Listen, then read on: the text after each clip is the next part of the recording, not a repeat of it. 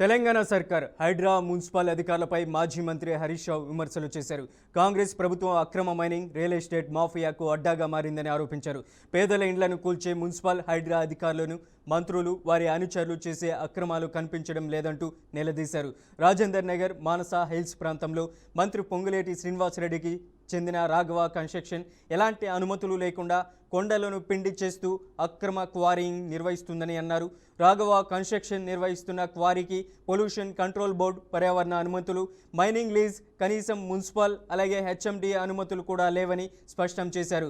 విస్ఫోటక పదార్థాల వినియోగానికి ఉండాల్సిన ఎక్స్ప్లోజివ్ లైసెన్స్ కూడా లేకుండానే కొండలను మాయం చేస్తున్నారని హరీష్ రావు వెల్లడించారు. రాఘవ కన్స్ట్రక్షన్స్ ఎలాంటి అనుమతులు లేకుండా కొండను పిండి చేస్తున్న, ప్రభుత్వ సంపాదనను కొల్లగొడుతున్న అధికారులు నిమ్మకు నీరెత్తినట్లు వ్యవహరించడం ఏంటని మాజీ మంత్రి హరీష్ రావు మండిపడ్డారు. పేదల ఇళ్లను కూల్చే హైడ్రా బుల్డోజర్లకు మంత్రులు, వారి బంధువులు చేస్తున్న ఈ భూ కబ్జాలు, అక్రమ క్వారీలు ఎందుకు కనిపించడం లేదని ప్రశ్నించారు. సామాన్యులకు ఒక న్యాయం, మంత్రులకు ఒక న్యాయం అని నిలదీశారు. సీఎం రేవంత్ రెడ్డి తన అల్లుడి అనుయాయులకు ఎలాంటి ఓపెన్ బిల్డింగ్ లేకుండా 17 ఎకరాల ప్రభుత్వ భూమిని నామినేషన్ పద్ధతిలో కట్టబెట్టారని, దీనివల్ల ప్రభుత్వ ఖజానాకు కోట్లలో నష్టం వాటిల్లిందని ఆరోపించారు. గనుల శాఖ, పర్యావరణ శాఖ మంత్రులు ఈ అక్రమాలను చూస్తూ ఎందుకు మౌనంగా ఉంటున్నారని, ఇందులో ఎవరెవరికి ఎంత వాటాలు అందుతున్నాయని మాజీ మంత్రి హరీష్ రావు ప్రశ్నించారు. మంత్రి పొంగులేటి సంస్థపై తక్షణమే చర్యలు తీసుకొని అక్రమ క్వారీని మూసివేయాలని హరీష్ రావు డిమాండ్ చేశారు. ఇప్పటి వరకు కొల్లగొట్టిన సహజ సంపదను పెనాల్టీతో సహా రీకవరీ చేయాలన్నారు. సీఎం అల్లుడి అనుయాయులకు కేటాయించిన 17 ఎకరాల భూమిని రద్దు చేసి పారదర్శకంగా ఓపెన్ బిడ్డింగ్ నిర్వహించాలన్నారు. అక్రమ మైనింగ్కు సంబంధించిన ఆధారాలు, ఫోటోలు మీడియా ముందు పెడుతున్నానని, ప్రభుత్వం స్పందించకపోతే స్వయంగా తానే వెళ్లి క్షేత్రస్థాయిలో నిజానిజాలు నిగ్గు తేలుస్తానని హరీష్ రావు హెచ్చరించారు. ఇక ఇదే అంశానికి సంబంధించి అప్డేట్ ఇవ్వడానికి స్పెషల్ కరెస్పాండెంట్ రామకృష్ణ ఫోన్ లైన్లో ఉన్నారు. రామకృష్ణ, అప్డేట్ ఏంటి? మనోజ్, ఓఆర్ఆర్ కు ఆనుకుని ఉన్న రాజేందర్ నగర్ మండలంలోని మాన్సా హిల్స్ ప్రాంతంలో ఏదైతే పొంగులేటి శ్రీనివాసరెడ్డికి సంబంధించిన రాఘవ కన్స్ట్రక్షన్ ఎలాంటి చట్టబద్ధత అనుమతి లేకుండా అక్రమ క్వారీ నిర్వహిస్తుందని చెప్పేసి, కొండలను పిండి చేసి పోట్లు దండుకుంటుందని చెప్పేసి మాజీ మంత్రి హరీష్ రావు ధ్వజమెత్తారు. దానికి సంబంధించి ఏదైతే రాఘవ కన్స్ట్రక్షన్ కు సంబంధించి ఎలాంటి కార్యక్రమాలు నిర్వహిస్తుంది ఏంటి అనేది మొత్తం కూడా పిన్ టు పిన్ మీడియా ముందు ఉంచారు. దానికి సంబంధించి అన్ని కూడా ఎక్కడ ఉంది, ఏ ఏరియాలో ఉంది ఏంటి అనేది కూడా మొత్తం కూడా మ్యాప్ తో సహా మొత్తం కూడా మీడియా ముందు ఉంచారు. నిబంధనలు తూట్లు పొడుస్తూ ప్రభుత్వ ఆదాయానికి గండి కొడుతూ అక్రమ క్వారీలు, సహజ సంపదను కొలగొట్టి గలీజ్ దందా చేస్తుందని చెప్పేసి మాజీ మంత్రి తీవ్ర స్థాయిలో మండిపడ్డారు. రెవెన్యూ కానీ, మైనింగ్ కానీ, పీసీపీవి కానీ, హెచ్ఎండిఏ కానీ ఎలాంటి దీనికి సంబంధించి అధికారుల దగ్గర నుంచి ఎలాంటి అనుమతులు కూడా లేవు. రాత్రి పగలు తేడా లేకుండా విపరీతమైన భారీ యంత్రాలతో బండరాలను తొలుస్తూ అక్రమంగా తరలిస్తూ యథేచ్ఛగా వ్యాపారం చేస్తుంటే ప్రభుత్వం ఎందుకు అడ్డుకోవడం లేదు? పేదల ఇళ్లు ఏదైతే హైడ్రా పేరుతో పేదలు కట్టుకున్నటువంటి ఇళ్లను మాత్రం కూరుస్తుంది. ఇలాంటి 100 కోట్లు ప్రభుత్వానికి ఆదాయం వచ్చేటువంటివి ఎలాంటి అనుమతులు లేకుండా క్వారీని తవ్వుతుంటే ఎందుకు అధికారులు అటువైపు కన్నెత్తిని కూడా చూడని పరిస్థితి ఉంది?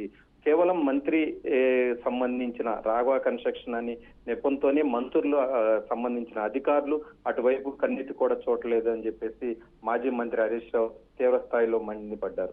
మెయిన్ గా చూసుకున్నట్లు ఆ శాఖలోనే ఏదైతే విజిలెన్స్ విభాగాలు ఉన్నాయో అవి పనిచేయడం సహచార మంత్రి చీకటి వ్యాపారాన్ని ఉద్దేశపూర్వకంగానే సహకరిస్తున్నాయా అని చెప్పేసి తీవ్ర స్థాయిలో మండిపడ్డారని చెప్పుకోవచ్చు.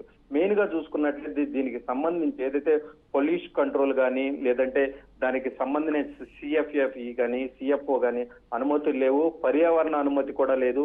మైనింగ్ క్వారీ లీజ్ అనుమతి కూడా లేదు. మైన్స్ అండ్ దీనికి సంబంధించి ల్యాండ్ మార్పిడి ఏదైతే ఉందో దానికి సంబంధించి ఎలాంటి మార్పులు లేవు. ఒక్క దానికి సంబంధించిన అనుమతులు కూడా లేకుండా ఏదైతే రాత్రి పగలు అనేది తేడా లేకుండా భారీ స్థాయిలో ఈ క్రేన్లు తీసుకొచ్చి అక్కడ ఏదైతే క్వారీ నిర్వహిస్తున్నారో దీని వైపు ఎందుకు కన్నెత్తి చూడలేదని తీవ్ర స్థాయిలో మండిపడ్డారు. దీనికి సంబంధించి దాదాపుగా 3 రోజుల నుంచి కొట్లాడుతున్నా కానీ ప్రభుత్వానికి చేమగుట్టినట్టు కూడా లేదు. ఖచ్చితంగా దీనిపైన యాక్షన్ తీసుకోకపోతే స్వయంగా నేనే రంగంలోకి దిగుతాను, లొకేషన్కి వెళ్తాను అని చెప్పి పెద్ద ఎత్తున దీనికి సంబంధించి ధర్నా కూడా నిర్వహిస్తానని చెప్పి మాజీ మంత్రి అయితే చెప్పడం జరిగింది. సో మొత్తం మీద దీనికి సంబంధించి తెలంగాణ అంటే బిజినెస్ అని దీనికి సంబంధించి చిల్లర ఏదైతే సీఎం రేవంత్ రెడ్డి మాట్లాడతారో తప్ప దీనికి సంబంధించి మొత్తం కూడా రియల్ ఎస్టేట్ దందాగా తెలంగాణను చేశారని చెప్పేసి మాజీ మంత్రి అయితే దీనికి సంబంధించి తీవ్ర స్థాయిలో మండిపడ్డారని చెప్పుకోవచ్చు.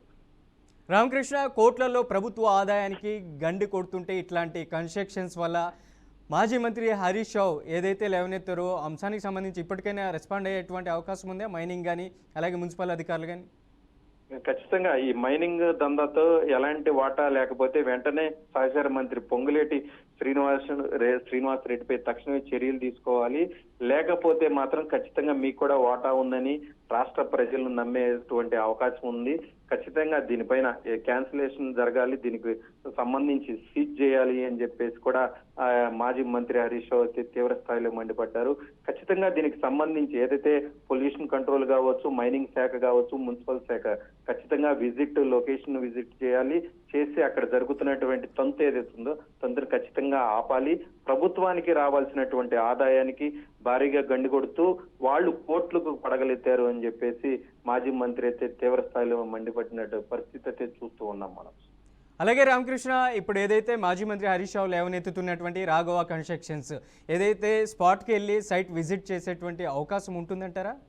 ఖచ్చితంగా ఏదైతే ప్రభుత్వానికి ఒక డెడ్ లైన్ పెట్టారు, ఏదైతే నేను ఈ మొత్తం ఇన్ఫర్మేషన్ మీ అందరికి షేర్ చేస్తున్నాను, ప్రభుత్వానికి కావచ్చు ప్రజలకు ఖచ్చితంగా దీనిపై యాక్షన్ తీసుకోకపోతే మాత్రం ఖచ్చితంగా ఏదైతే బీఆర్ఎస్ పార్టీ సంబంధించి మొత్తం నాయకులందరూ కూడా లొకేషన్కి వెళ్తాము. అక్కడ జరుగుతున్నటువంటిది అంతా కూడా మీడియాని తీసుకుని కూడా వెళ్తాము. అక్కడ జరుగుతుంది మొత్తం కూడా ప్రజలకు ఎండగడతాము.